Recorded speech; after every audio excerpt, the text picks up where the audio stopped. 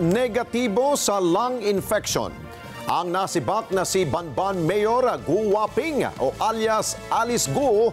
Taliwas ito sa unang hinala na may problema ito sa kanyang baga batay na rin sa kanyang x-ray result. Dahil dito, tiyak nang maisasama si Alice Gu sa mga selda ng iba pang mga PDL o mga ordinaryong preso. At kaugnay niyan, kunin natin ang live report ni Mar Gabriel. Mar, ano latest? Alex, ilang oras nga kanina bago may turnover dyan sa BJMP ang kustodiya nito ni Alice Gu, nakatanggap ng court order ang PNP na nag-uutos na i-hold muna siya sa PNP Custodial Center. Pero dahil nasa kustodiya na nga siya ng Pasig City Jail, humingi ng paglilinaw sa korte ang CIDG. Mag-aalas 9 ng umaga nang lumabas sa PNP Custodial Center ang coaster na ito na naghatid kay dismissed Banban Mayor Alice Gu sa Pasig City. Eksakto alas 9:33 ng umaga nang ma-turnover siya ng PNP sa kustodiya ng BJMP sa Pasig City Jail Female Dormitory. Ito'y bilang pagsunod sa inilabas na kautusan ng Branch 167 ng Pasig City Regional Trial Court na humahawak sa kasong qualified human trafficking ni Gu. Bago ito, isinailalim muna si Gu sa medical at physical examination sa PNP General Hospital kung saan nakitaan siya ng hinihinalang impeksyon sa kaliwang baga base sa resulta ng kanyang x-ray. Kapansin-pansin din daw na may sipon at inuubo si Gu nang isailalim kanina sa check-up. Friday ay nag-undergo din po siya ng the same test like ECG, X-ray, antigen at pati nga po at negative po. Wala pong nakitang traces of any infection whatsoever po doon po sa kanyang X-ray. So ang sabi ng doktor, possibly ay nag-develop ito over the weekend. Probably stress na rin. Tinanong ko, meron bang baka ano na rin to, kasama na pagod and stress. Sabi nila, possibly that is why there is a need to conduct further examination. Ayon sa BJMP, isa sa ilalim nila sa panibagong medical exam si Gu para i-confirm ang resulta ng x-ray sa PNP. Habang hinihintay ang resulta, pansamantala muna siyang ilalagay sa isolation room sa loob ng Pasig City Jail. Ang advice po na naming health service ay i-isolate siya. May kasama po siyang 3 doon na may tuberculosis case, pero ito po ay almost 1 month na nagagamutan and inassure naman ng ating doctor na hindi na ito nakakahawa, yung 3 na naka-isolate. So doon po siya ilalagay to protect din yung general population. Kung magnegatibo sa sakit, saka pa lamang daw siya isasama sa selda ng iba pang persons deprived of liberty. Nauna na rin nagsagawa ng background investigation ng BJMP sa mga makakasama ni Gu para matiyak ang kanyang kaligtasan. Samantala, ilang oras matapos ma-turnover sa BJMP, nakatanggap ang PNP ng panibagong utos mula sa korte na i-hold o wag nang ituloy ang paglilipat kay Gu habang nire-resolba ang urgent motion ng kampo nito na manatili siya sa PNP dahil umano sa banta sa kanyang buhay. Ayon sa PNP, maghahain sila ng manifestation sa korte para ipaalam na nailipat na sa BJMP si Gu bilang pagsunod sa nauna nitong utos.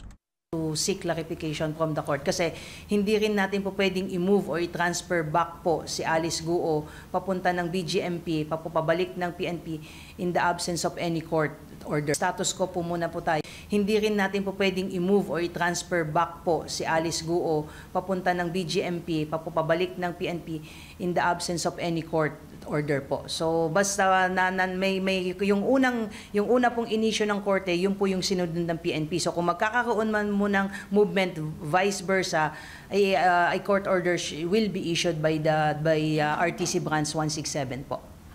Hindi po pwede pong magdesisyon ang BJMP o sa inyo na ulito. Plano rin ng PNP na maghain ng motion sa korte para tutulan ang hiling ng kampo ni Gu na maibalik siya sa kanilang kustodiya. One, probably I could assume that there is no existing threat against her life. Probably. Kasi yun po yung sinasabi nila na there is an existing threat against her life and liberty.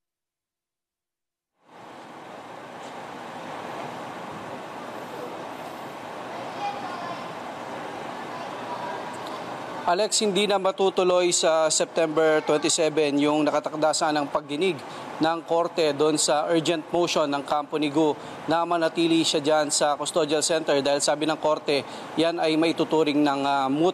Samantala Alex, kanina nga base doon sa resulta na ilabas ng BJMP sa isinagawang pag-check up dito kay Alice Gu, lumalabas na negatibo siya sa TB. Kaya ayon sa BJMP, ililipat na siya doon sa karaniwang selda kung saan makakasama niya ang 43 iba pang mga PDL. Alex? Okay, Mer, total, final na at mananatili na siya sa kustodiya ng BJMP dyan sa Pasig City Jail. Ano ang mga posibleng pagbabago sakaling siya ay dalhin sa mga pagsisiyasat ng Kongreso at sa paglitis rin ng kanyang kaso dyan sa Pasig RTC? Well, ang maging pagbabago dyan, Alex, syempre, ang mangunguna na doon sa pagtransport mula dyan sa BJMP facility, papunta dyan sa Pasig Court o doon sa isa pang korte kung saan may dinidinig siyang kaso, ay BJMP na ang magbibigay sa kanya ng security. Pero maaari pa rin naman daw silang humingi ng tulong sa PNP para magbigay ng augmentation o karagdagang puwersa para matiyak yung seguridad nitong si Gu. Pagdating naman doon sa pag-appear niya sa mga pagdinig sa Senado o sa Kongreso, ay nananatili yung patakaran na kailangan muna nilang humingi ng pahintulot mula sa korte na may jurisdiction kay Gu para mapa-attend dyan sa mga pagdinig na yan. Alex? Okay, Mer, dahil sa mga nakalipas sa mga araw kung saan hawak siya ng PNP, lalo na dyan sa Campo Crame, lulan siya lagi ng isang puting coaster. Anong mangyari sa hawak na siya ng BJMP? Coaster pa rin na maaring nasanay na siya doon dahil air condition to. Anong sasakyan niya kapag BJMP na magdadala sa kanya?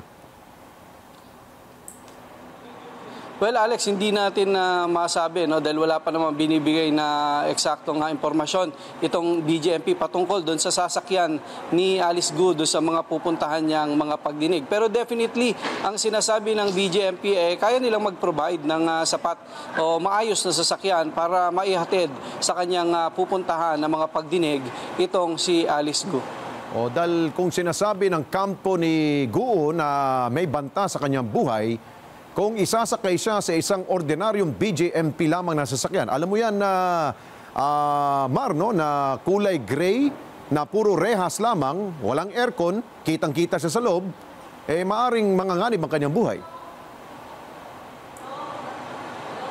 Well, alamin natin, Alex, dito sa PNP kung yun bang ini-offer nilang karagdagang security dito kay Alice Gu ay ma-extend din hanggang doon sa sasakyan, kung hihingi ng tulong itong BJMP para mag-provide ng karagdagang logistics. Specifically, itong ginagamit niya na coaster na pag-transport kay Gu papunta doon sa mga ina-attendan niyang hearing. Pero matatandaan mo, Alex, hindi lang si Gu ang gumagamit sa ngayon ng coaster na yan dahil tuwing may pagdinig din, itong isa pang nakakulong dyan sa PNP Custodial Center na si Apollo Kibuloy ay ang the same coaster na yan ang ginagamit at sinasakyan niya para maka-attend sa mga pupuntahan niyang hearing.